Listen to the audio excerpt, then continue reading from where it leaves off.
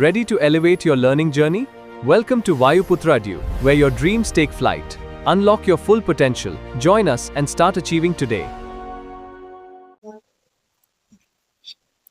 चलो देखो हम लोग सेल के बारे में पढ़ चुके थे। चल रहा है ना? ठीक है, चलो सेल के बारे में हम लोग पढ़ चुके थे। ठीक है, अब क्या कह रहा है कि what do we call the ability of the human eyes to see two very close object as separate and distinct. मान लो दो ऑब्जेक्ट है, अब वो क्या है, बहुत पास है, ठीक है, लेकिन हमारा आंख क्या कर पा रहा है, उसको देख नहीं पा रहा है, उसको लग रहा है कि एक ही है। दो ऑब्जेक्ट है तो एक ऐसा टाइम पीरियड आता है कि हमारे आंख को ये लगता है कि ये एक ही ऑब्जेक्ट है। ठीक है, तो उसको क्या बोलते हैं? तो कह रहा है कि imagine two tiny dot draw on a piece of paper. दो छोटे छोटे डॉट को तुमने ड्रॉ कर दिया किसी पेपर पे, इतना पास कर दिए हो कि तुम्हारा आंख उसको देख नहीं पा रहा है। समझ में आ रहा है? तो when view from about 25 centimetre, अगर तुम किसी चीज को 25 सेंटीमीटर से देख रहे हो, ठीक है, तो तुमको क्या होगा, चीजें दिखाई देंगी, लेकिन उससे कम करने जाओगे, ठीक है, 20 सेंटीमीटर करो या उससे कम करो, तो तुमको क्या होगा, तुम्हारे आंख पे थोड़ा प्रेशर पड़ने लगेगा। समझे? आंख पे क्या होगा, थोड़ा सा प्रेशर पड़ेगा, और पास लाओगे तो और प्रेशर डालना पड़ेगा। ठीक है, तो इसमें क्या कह रहा है कि 25 जो सेंटीमीटर है उसको बोलते हैं नियर पॉइंट ऑफ ह्यूमन आई, मतलब 25 सेंटीमीटर के डिस्टेंस पे हमारा आंख आराम से देख लेता है, लेकिन उससे कम करोगे तो हमारे आंख को क्या करना पड़ेगा, प्रेशर लगाना पड़ेगा, ज्यादा फोकस करना पड़ेगा। समझे? तो near point of human eye कितना होता है, 25 सेंटीमीटर होता है, और फार पॉइंट कितना होता है, 1 मीटर तक, मतलब 1 मीटर तक वो अच्छे से देखेगा। 1 मीटर से ज्यादा दूर देखना है तो उसको थोड़ा सा फोकस करना पड़ेगा, मतलब आंख पे क्या होगा, प्रेशर होगा। समझ में आ रहा है? आंख पे ज्यादा प्रेशर पड़ेगा। अब कहोगे सर आंख पे प्रेशर पड़ेगा तो क्या होगा, तो तुम्हारे जो आइरिस है ना, वो धीरे धीरे डिसबैलेंस हो जाएंगे, उस पर दबाव पड़ेगा, और दबाव पड़ेगा तो आंख पे इफेक्ट पड़ेगा, आंख से संबंधित क्या हो जाएगा, प्रॉब्लम चालू हो जाएगा। समझ में आ रहा है?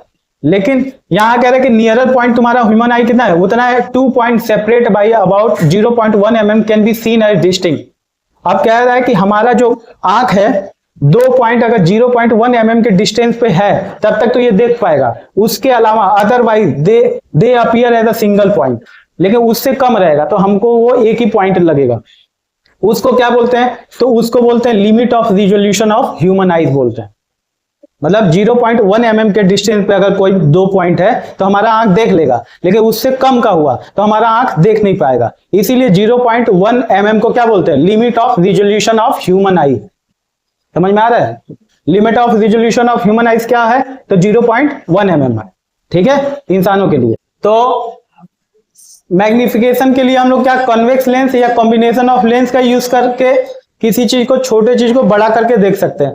सबसे पहले किसने किया था, तो Robert Hooke. Robert Hooke was the first person to observe a cell in, कब किया था, 1665, 1665। अभी क्या चल रहा है, 2026। समझ रहे हो, करीबन 300-350 साल पहले।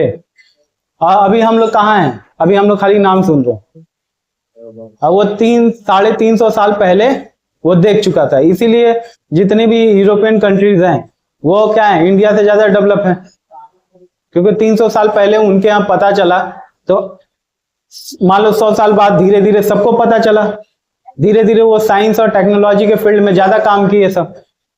समझ में आ रहा है? तो अच्छा, ये सेल्फ डिजाइन, ये कैसा बनाया था, खुद से बनाया था, माइक्रोस्कोप कैपेबल अबाउट 200 से 300 मैग्निफिकेशन, मतलब किसी चीज को 200 से 300 टाइम बड़ा करके दिखा सकता था। समझ में आ रहा है? अब कोई छोटी चीजें हैं उसको 200 और 300 गुना करके देखोगे तो बड़ा तो दिखाई देगा। समझ में आ रहा है? While examining a thin slice of cork, he observed small box-like compartment and named them cell. तो जब उसको बड़ा किया ना तो उसमें छोटे छोटे बॉक्स दिखाई दिए, जैसे नेट होता है, जाल होता है। समझ में आया? तो जितने भी, जिसका भी बॉडी स्ट्रक्चर हो, चाहे प्लांट हो चाहे एनिमल हो, सब में उसी जाल के नुमा स्ट्रक्चर दिखाई देता है। उसी एक स्ट्रक्चर को, एक बॉक्स को वो क्या नाम दिया, सेल। हिंदी में उसी को क्या बोलते हैं, कोशिका बोलते हैं। In school laboratory light microscope are used to observe object using, school में तुम्हारा क्या होता है, लाइट माइक्रोस्कोप यूज करके तुम लोगों को वो सब चीजें दिखाई जाती हैं। अब कह रहा है कि अलग अलग तरीके का लेंस के पास अलग अलग क्षमता होती है। ये कितना है 10x तक हो सकता है, 40x तक हो सकता है, ठीक है। आजकल मोबाइल में भी आता है ना जूमिंग, तो उसी तरीके से to achieve better magnification and resolution under visible light, explore different part of microscope in your school laboratory and use it to observe fine structure of various material. अलग अलग मटेरियल का तुम स्ट्रक्चर को find कर सकते हो, उसके अंदर डीप जाकर के देख सकते हो कि क्या क्या चीज है। अब तुमको ये नहीं मालूम होगा कि क्या है क्या नहीं है, तो टीचर होगा जो बायोलॉजिस्ट होगा बता देगा उसको, ठीक है। अब उसी फील्ड में अगर तुम काम करने लगोगे तो तुमको वही देखने को मिलेगा, ठीक है। अब जो बायोलॉजी पढ़ते हैं तो उन सबका यही प्रैक्टिकल होता है। Can you estimate it actual size. अभी देखो लिमिट ऑफ रिजोल्यूशन देख लिए थे, ह्यूमन आई 0.1 mm होता है, उससे नीचे का डिस्टेंस अगर रहेगा तो वो क्या होगा, हमको एक ही डॉट दिखाई देगा। अब हम लोग यहाँ पे मैग्निफिकेशन समझते हैं, तो कह रहा है क्या कह रहा है कि a cell is usually too small to be seen by the unaided eye. Cell इतना छोटा होता है कि बिना हम आंख पे कुछ ऐड किए नहीं देख पाएंगे। बिना आंख पे ऐड किए कहने का मतलब हमको लेंस यूज करना पड़ेगा, ठीक है, तब जाकर के देख पाएंगे। तो कह रहे कि this rise an important question. तो ये दिमाग में क्वेश्चन आता है कि जब हम आंख पे कुछ नहीं ऐड करते हैं तो उसको देखा कैसे गया होगा, आएगा ना कि कौन देखा होगा। तो यहां पे कह रहा है कि how have cell biologist study the structure and function of cell that are much smaller than the limit of resolution of the human eye. तो किस तरीके से जो भी बायोलॉजिस्ट है वो सेल के स्ट्रक्चर के बारे में पढ़े होंगे, जबकि ह्यूमन आई का जो लिमिट है वो कितना 0.1 mm है।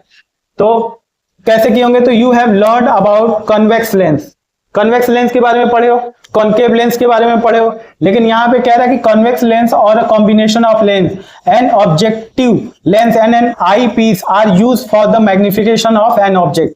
तो कॉन्वेक्स लेंस या क्या बोल रहा है, कॉम्बिनेशन ऑफ लेंस से हम लोग क्या बनाते हैं, मैग्निफिकेशन करते हैं। मैग्निफिकेशन मतलब किसी चीज को बड़ा कर लेते हैं। अब बड़ा करके हम लोग क्या कर पाते हैं, उसको देख पाते हैं, ठीक है।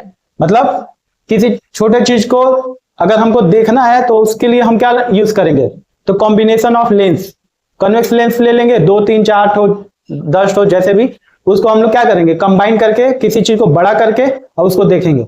तो यही तुम्हारा रॉबर्ट हुक जो था ना, तो उसने किया था। रॉबर्ट हुक ओनियन पील, प्याज का छिलका लिया था, उसमें से एक ऊपर उसके अंदर एक व्हाइट कलर का होता है, उसको निकाल करके उसको स्लाइड पे रख करके और वो प्रिमिटिव माइक्रोस्कोप मतलब अपने टाइम में जिस भी तरीके से वो बनाया और उससे देखा, तो उसको क्या दिखा, तो उसी तरीके से नेट के जैसे स्ट्रक्चर उसको दिखाई दिए। तो उस समय एक एक जो बॉक्स था ना, उसी को वो क्या नाम दिया, सेल नाम दिया, ठीक है। इसीलिए सेल के खोज का जो वो जाता श्रेय जाता है वो किसको जाता है, रॉबर्ट हुक को जाता है, समझे। फिर उसके अंदर और भी चीजें और जो भी बायोलॉजिस्ट थे धीरे धीरे उसको क्या किए, डेवलप किए।